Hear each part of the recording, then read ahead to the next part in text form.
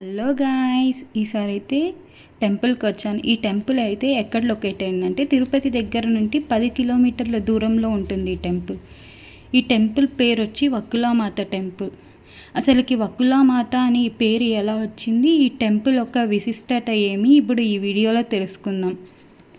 ముందుగా వకులామాత అంటే ఎవరో కాదు, మన కలియుగ దైవం వెంకటేశ్వర స్వామి తల్లిగారు. అసలుకి వకులామాతగా ఎలా జన్మించింది ఆ స్టోరీ తెలుసుకుందాం. ముందు పూర్వం యశోదగా ఉండింది ద్వాపర యుగంలో వకులామాత అనేది. మళ్ళీ వెంకటేశ్వర స్వామి వచ్చి కృష్ణుడుగా ఉన్నారు. సో ఒకరోజు యశోద బాధపడుతూ ఉంటుంది కృష్ణుడితో చెప్పి, నేను నీ కళ్యాణం చేయలేకపోయాను, చూడలేదు, సో నేను ఇలా బాధపడుతున్నాను ఏమి అని. అప్పుడు కృష్ణుడు అంటాడు, ఈ యుగంలో కాదు, వచ్చే యుగంలో నా పెళ్ళి నీ చేతుల ద్వారా చేయించుకుంటాను అమ్మా అని అలా మాట ఇస్తాడు కృష్ణుడు వచ్చి యశోదాదేవికి. ఇప్పుడు కలియుగంలో కృష్ణుడు వచ్చి వెంకటేశ్వర స్వామిగా జన్మిస్తారు. అలాగే యశోదాదేవి వచ్చి వకులామాతగా జన్మిస్తారు. సో ఆ కోరిక ఎలా నెరవేరిందో ఇప్పుడు తెలుసుకుందాం. వకులామాత వచ్చి వెంకటేశ్వర స్వామికిను పద్మావతి అమ్మవారికి కళ్యాణం చేయించేసి అలా కోరిక నెరవేర్చుకుంటుంది. ఈ గుడి అనేది కొండపైన నివసించి ఉంటుంది. ఈ కొండ పేరు వచ్చి పేరుబండ అని పేరు పిలుస్తారు. ఈ కొండపైన మనకి వీడియోస్ ఫొటోస్ అయితే అలో ఉండదు, అంటే బయట వరకే వీడియోస్ ఫొటోస్ తీసుకోవాలా, గుడి లోపలైతే మనకి అలో చేయరు. ఈ గుడిలో ఇంకొక విశిష్టత ఉంది. నార్మల్గా తిరుమలలో నైవేద్యం పెట్టాలంటే ఈ కొండపైన ఒక గంట ఉంటుంది. ఆ కొండపైన గంట కొడితేనే తిరుమలలో నైవేద్యం అనేది సమర్పిస్తారు దేవుడికి. తిరుమలకు వెళ్ళాలంటే ఈ వకులామాత టెంపుల్కి వచ్చి నిద్ర చేసి ఆ రోజు భోజనం చేసుకొని మరుసటి రోజు అయితే తిరుమలకి వెళ్ళేవాళ్ళు. అంత ప్రతిష్ట కాంచిన టెంపుల్ ఈ వకులామాత టెంపుల్. ఇక్కడైతే స్టెప్స్ 50 to 100 ఉంటాయి.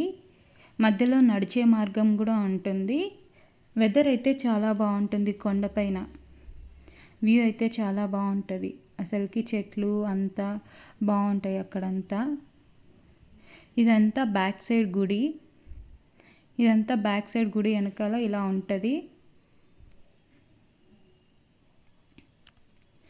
గుడి అయితే ఎక్సలెంట్గా ఉంటుంది. తిరుపతికి వస్తే మస్ట్ విజిట్ చేసే ప్లేస్ అయితే ఈ వకులామాత టెంపుల్. ఈ టెంపుల్ అయితే చాలా బాగుంటుంది. మీరు తిరుపతికి వస్తే విజిట్ చేయండి. అలాగే కింద అయితే షాప్స్ అన్నీ ఇలా ఉంటాయి కొండపైనే. మనకి కార్ పార్కింగ్ కూడా కింద ఉంది. అలాగే ఒక కోనేరు కూడా ఉంది. బయట అయితే దేవుడి గుడి ముందరే ఒక కోనేరు ఉంటుంది. అలాగే బయట అయితే ఇలా ఉంటుంది, చెట్లు, క్లైమేట్ అయితే ఇలా ఉంటుంది. గుడి టైమింగ్స్ వచ్చి మార్నింగ్ 5:30 నుండి ఆఫ్టర్నూన్ 12:30 వరకు ఉంటుంది. మళ్ళీ ఈవినింగ్ 4:30 నుండి 6:30, 7 వరకు ఉంటుంది. మధ్యాహ్నం అయితే క్లోజ్ చేసేస్తారు. నా సజెషన్ ఏమంటే మార్నింగ్ కానీ ఈవినింగ్ వస్తేనే బాగుంటుంది, లేదంటే మార్నింగే వస్తే చాలా బాగుంటుంది.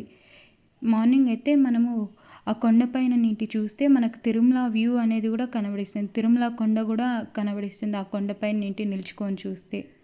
ఈ గుడి అయితే చాలా అంటే చాలా బాగుంటుంది. కింద బయట అయితే ఇలా ఉంటుంది. గుడి అయితే 300 years బ్యాక్ది, 17th centuryది.